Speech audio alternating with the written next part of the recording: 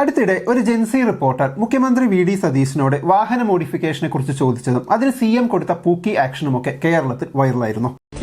മോഡിഫിക്കേഷനെ കുറിച്ച് വണ്ടി കാര്യങ്ങളൊക്കെ ചിരിക്കുന്ന മുഖ്യമന്ത്രിയെ കിട്ടിയല്ലോ എന്ന തരത്തിൽ ഈ പൂക്കി എക്സ്പ്രഷൻ വലിയ രീതിയിൽ ചർച്ച ചെയ്യപ്പെട്ടു. വി ഡി സതീശൻ മാത്രമല്ല, നമ്മുടെ പ്രധാനമന്ത്രി മോഡിയുടെയും ചില cute expressions, AI songs, Italian പ്രധാനമന്ത്രി മെലോണിയുമായിട്ടുള്ള ഫോട്ടോസ് ഒക്കെ ഇത്തരത്തിൽ വൈറലായിട്ടുള്ളവയാണ്. രാഷ്ട്രീയക്കാരുടെ ഇത്തരത്തിലുള്ള ക്യൂട്ട് ഇമേജസ് ഉണ്ടാക്കുന്ന സോഷ്യൽ ഇമേജ് എന്താണ്? എങ്ങനെയാണ് ഗൗരവമുള്ള വിഷയങ്ങളിൽ നിന്നും ഈ ട്രെൻഡ് നമ്മുടെ ശ്രദ്ധ തിരിക്കുന്നത്? എങ്ങനെയാണ് ഈ പൂക്കി ട്രെൻഡ് മനഃശാസ്ത്രപരമായി നമ്മളിൽ വർക്ക് ചെയ്യുന്നത്? നമുക്കൊന്ന് നോക്കാം. ലോകത്തെ എല്ലായിടത്തും ഒരുപോലെ മനുഷ്യർക്ക് ആസ്വദിക്കാൻ കഴിയുന്ന ചില വികാരങ്ങളാണ് കുട്ടികളോടുള്ള വാത്സല്യം, ചിരിയും സന്തോഷവും ഒക്കെ. മനുഷ്യന് ചെറിയ കുട്ടികളോടും പൂച്ച, പട്ടിക്കുട്ടികളെയൊക്കെ കാണുമ്പോൾ ഉണ്ടാകുന്ന സന്തോഷവും ഒക്കെ ശരിക്കും പരിണാമപരമായി ലഭിച്ചവയാണ്. ഒരാൾ ചിരിക്കുമ്പോൾ അല്ലെങ്കിൽ ഒരു കുട്ടിയെ കാണുമ്പോഴൊക്കെ മനുഷ്യന്റെ തലച്ചോറിലെ മിറർ ന്യൂറോൺസ് എന്ന് വിളിക്കപ്പെടുന്ന ന്യൂറൽ സംവിധാനങ്ങളാണ് പ്രവർത്തിക്കുന്നത്. മറ്റൊരാൾ ചിരിക്കുമ്പോൾ അവരുടെ ആ വികാരം നമ്മുടെ മസ്തിഷ്കം ഭാഗികമായി പ്രതിഫലിപ്പിക്കുന്നുണ്ട്. അതുകൊണ്ടാണ് ഒരാൾ ചിരിക്കുമ്പോൾ നമുക്കും അറിയാതെ ചിരി വരുന്നതും, കുഞ്ഞ് പൊട്ടിച്ചിരിക്കുമ്പോൾ നമുക്കും സന്തോഷം തോന്നുന്നതും, ഒരു കൂട്ടം ആളുകൾ ചിരിക്കുമ്പോൾ ചിരി പടരുന്നതും ഒക്കെ. ഇതിനെ ഇമോഷണൽ കണ്ടേജിയൻ എന്നും വിളിക്കാറുണ്ട്. നേരത്തെ പറഞ്ഞ പൂക്കി സ്ട്രാറ്റജി പ്രവർത്തിക്കുന്നതിന് പിന്നിലുള്ള മനഃശാസ്ത്രം ഇതാണ്. ഒരു രാഷ്ട്രീയ നേതാവോ സെലിബ്രിറ്റിയോ കുട്ടികളോടൊപ്പം കളിക്കുന്നതും മൃഗങ്ങളോടൊപ്പം സമയം ചെലവിടുന്നതും ചിരിക്കുന്നതും ഒക്കെ കാണുന്നവർക്ക് അവരെ കൂടുതൽ അടുപ്പമുള്ളവരാണെന്നും വിശ്വസിക്കാൻ കൊള്ളുന്നവരാണെന്നും നല്ല മനുഷ്യരാണെന്നും ഒക്കെ തോന്നാൻ സാധ്യതയുണ്ട്. ഇത് ആ വ്യക്തിയുടെ മറ്റെല്ലാ നയങ്ങളെയും പ്രവർത്തനങ്ങളെയും കുറിച്ചുള്ള കാര്യങ്ങളെ മറക്കാൻ പ്രേരിപ്പിക്കും. ഈ പൂക്കി ട്രെൻഡിന്റെ പൊളിറ്റിക്സിലെ മികച്ച ഉദാഹരണം 2024 ഇന്തോനേഷ്യൻ പ്രസിഡൻഷ്യൽ തെരഞ്ഞെടുപ്പിൽ ലോകം കണ്ടിരുന്നു. അവിടെ പ്രസിഡന്റ് സ്ഥാനാർത്ഥിയായി മത്സരിച്ച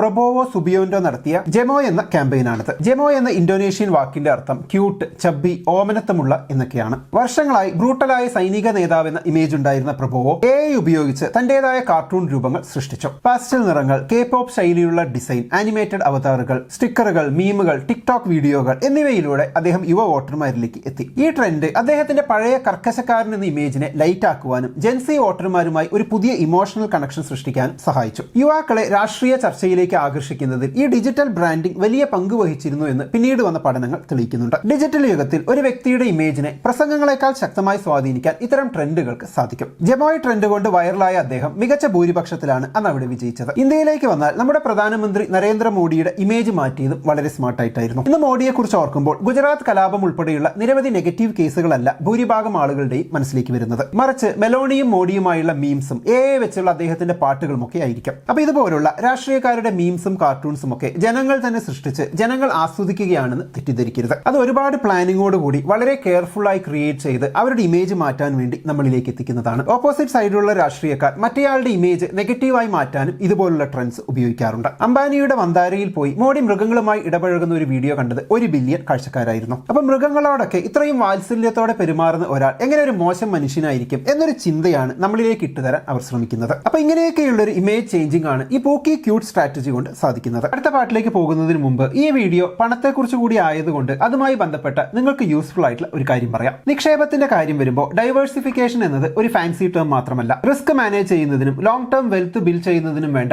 ഏറ്റവും ഇമ്പോർട്ടന്റ് ആയിട്ടുള്ള പ്രിൻസിപ്പിൾ ആണത്. വരുമാനത്തിന് ഒരു സോഴ്സിനെ മാത്രം ആശ്രയിക്കുന്നത് റിസ്കി ആണെന്ന പോലെ ഒരു ടൈപ്പ് ഇൻവെസ്റ്റ്മെന്റ് മാത്രം ആശ്രയിക്കുന്നതും അത്ര സ്മാർട്ട് ആയിട്ടുള്ള ഒരു അപ്രോച്ച് അല്ല. അതുകൊണ്ട് തന്നെ വ്യത്യസ്ത അസറ്റ് ക്ലാസുകളെ മനസ്സിലാക്കുന്നത് ഇമ്പോർട്ടന്റ് ആണ്. പല റീറ്റെയിൽ നിക്ഷേപകരും അങ്ങനെ വേണ്ടത്ര എക്സ്പ്ലോർ ചെയ്യാത്ത ഒരു കാറ്റഗറിയാണ് ബോണ്ട് മാർക്കറ്റ്. ഫിക്സ്ഡ് റിട്ടേൺ നൽകുന്ന ഒരു കാറ്റഗറിയാണ് കോർപ്പറേറ്റ് ബോണ്ട്സ്. ഇതിൽ നിങ്ങൾ കമ്പനികൾക്ക് പണം കടമായി നൽകുന്നു. അതിന് പകരമായി മുൻകൂട്ടി തീരുമാനിച്ച ഇൻട്രസ്റ്റ് നിങ്ങൾക്ക് അവർ നൽകുന്നു. Interest rate and repayment terms മുന്നേ നിശ്ചയിച്ചതുകൊണ്ട് എന്താണ് പ്രതീക്ഷിക്കേണ്ടതെന്ന് നിങ്ങൾക്ക് ഓൾറെഡി അറിയാം. ഇനി എങ്ങനെ ബോണ്ട്സിൽ ഇൻവെസ്റ്റ് ചെയ്യുമെന്നാണ് നിങ്ങൾ ചിന്തിക്കുന്നത് എങ്കിൽ അവിടെയാണ് വിൻഡ് വെൽത്ത് വരുന്നത്. റീറ്റെയിൽ ഇൻവെസ്റ്റേഴ്സിന് ലിസ്റ്റഡ് കോർപ്പറേറ്റ് ബോണ്ട്സിൽ ഇൻവെസ്റ്റ് ചെയ്യാൻ അവസരം നൽകുന്ന പ്ലാറ്റ്ഫോമാണ് വിൻഡ് വെൽത്ത്. മുമ്പ് ഇൻസ്റ്റിറ്റ്യൂഷൻസിനും പിന്നെ കുറെ പണമുള്ളവർക്ക് മാത്രവും ചെയ്യാൻ പറ്റിയതായിരുന്നു ബോണ്ട് ഇൻവെസ്റ്റ്മെന്റ്. എന്നാൽ ഇപ്പോൾ വിൻഡ് വെൽത്ത് പോലുള്ള പ്ലാറ്റ്ഫോംസിലൂടെ വെറും 1000 രൂപയ്ക്ക് നിങ്ങൾക്ക് ബോണ്ട് മാർക്കറ്റിൽ ഇൻവെസ്റ്റ് ചെയ്യാൻ തുടങ്ങാം. വിൻഡ് വെൽത്ത് ഒരു സെബി രജിസ്റ്റേർഡ് ബ്രോക്കർ ആണ് ആൻഡ് ആനുവലി ഏതാണ്ട് 9 മുതൽ 12% വരെ ഫിക്സ്ഡ് റിട്ടേൺ തരുന്ന BBB to A rated bonds ആണ് പൊതുവെ അവർ ലിസ്റ്റ് ചെയ്തിട്ടുള്ളത്. മൊത്തം പ്രോസസ്സ് എത്ര സിമ്പിൾ ആയാണ് ഫീൽ ചെയ്യുക എന്നതാണ് ഈ പ്ലാറ്റ്ഫോമിന്റെ വലിയൊരു പ്രത്യേകത. ഇതിൽ UPI അല്ലെങ്കിൽ നെറ്റ് ബാങ്കിംഗ് വഴി നിങ്ങൾക്ക് ഡയറക്റ്റ് ആയി ഇൻവെസ്റ്റ് ചെയ്യാം. പിന്നെ നിങ്ങളുടെ പേഴ്സണൽ ഡാഷ്ബോർഡ് വഴി എല്ലാം ട്രാക്ക് ചെയ്യാനും പറ്റും.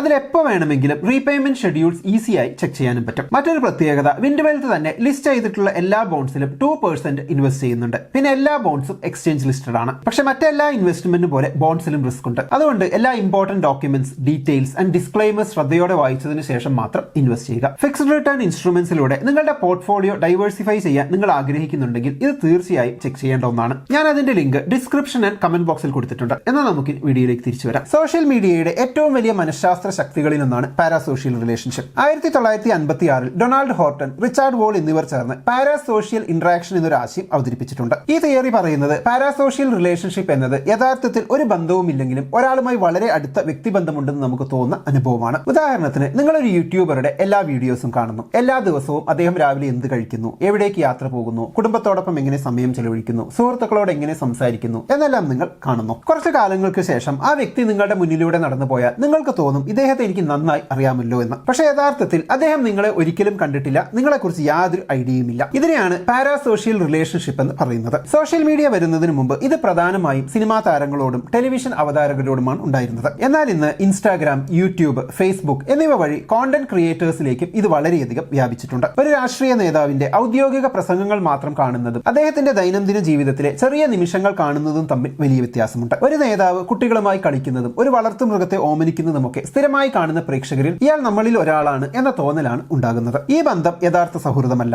എന്നാൽ നമ്മുടെ ബ്രെയിൻ പലപ്പോഴും അതിനൊരു യഥാർത്ഥ സാമൂഹിക ബന്ധം പോലെ തോന്നിപ്പിക്കുന്നതാണെന്ന് മാത്രം. രാഷ്ട്രീയത്തിൽ ഇതിന്റെ പ്രാധാന്യം വളരെ വലുതാണ്. ആളുകൾ പലപ്പോഴും ഒരു നേതാവിന്റെ എല്ലാ നയങ്ങളും പഠിച്ച ശേഷമല്ല അദ്ദേഹത്തെ പിന്തുണയ്ക്കുന്നത്. മറിച്ച് ഒരു കൂട്ടം കാൻഡിഡേറ്റ്സിൽ ആരോടാണ് നമുക്ക് കൂടുതൽ റിലേറ്റബിലിറ്റി തോന്നുന്നത്, ആരോടാണ് നമുക്ക് ഫെമിലിയാരിറ്റി തോന്നുന്നത്, പബ്ലിക്കലി അവൈലബിൾ ആയിട്ടുള്ള അവരുടെ ഇന്ററാക്ഷൻ വെച്ച് ആരെയാണ് കൂടുതൽ വിശ്വസിക്കാൻ പറ്റുക, ഇതൊക്കെ നോക്കിയാണ് നമ്മൾ ഒരാളെ തിരഞ്ഞെടുക്കുന്നത്. കേരളത്തിന്റെ കഴിഞ്ഞ മുഖ്യമന്ത്രി പിണറായി വിജയനെ പലർക്കും ഇഷ്ടപ്പെടാത്തതിന്റെ ഒരു കാരണം അതുകൂടിയാണ്. നാട്ടിലെ ഒരു സുഹൃത്ത് പറഞ്ഞ ഒരു രസകരമായ കാര്യം ഇവിടെ ഓർക്കുന്നു. കേരളത്തിലെ രണ്ട് മെയിൻ പാർട്ടിക്കാരും അഴിമതി, ആവശ്യമില്ലാത്ത പിരിവ്, സ്വജനപക്ഷപാതമൊക്കെ നന്നായി ചെയ്യുന്നുണ്ട്. എന്നാൽ ഇതൊക്കെ ചെയ്തതിനു ശേഷം പൊതുവെ രണ്ടു കൂട്ടരും പെരുമാറുന്നത് കുറച്ച് വ്യത്യസ്തമായിട്ടാണ് എന്നാണ് അവൻ പറഞ്ഞത്. ഉദാഹരണത്തിന്, ഒരു കൂട്ടർക്ക് കൈക്കൂലി കൊടുത്താൽ അവർ അതിന്റെ ഒരു സ്നേഹം എപ്പോഴും കാണിക്കും. എന്നാൽ മറ്റേ കൂട്ടർ അതിന്റെ ഒരു നന്ദിയും കാണിക്കില്ല എന്ന് മാത്രമല്ല, നല്ല ദാർഷ്ട്യം കാണിക്കുകയും ചെയ്യും. അപ്പൊ തെറ്റാണ് ചെയ്യുന്നതെങ്കിൽ പോലും അത് സ്നേഹത്തോടെ ചിരിച്ചുകൊണ്ട് ചെയ്താൽ കുറെയൊക്കെ ആളുകൾ അതങ്ങ് മറക്കുമെന്നതാണ് അവന്റെ അഭിപ്രായം. പിന്നെ ഹാലോ എഫക്ട് എന്നൊരു കാര്യമുണ്ട്. മനുഷ്യ മസ്തിഷ്കം ഓരോ വ്യക്തിയെയും എല്ലാ കാര്യങ്ങളിലും പ്രത്യേകം വിലയിരുത്താറില്ല. കാരണം അങ്ങനെ ചെയ്യുന്നതൊക്കെ നല്ല എനർജി ചെലവുള്ള പരിപാടിയാണ്. അതുകൊണ്ട് സമയവും എനർജിയും ലാഭിക്കാനായി നിരവധി മെന്റൽ ഷോർട്ട് കട്ട്സ് നമ്മുടെ തലച്ചോർ സ്ഥിരമായി ഉപയോഗിക്കാറുണ്ട്. അതിൽ ഏറ്റവും ശക്തമായ ഒന്നാണ് ഹാലോ എഫക്ട്.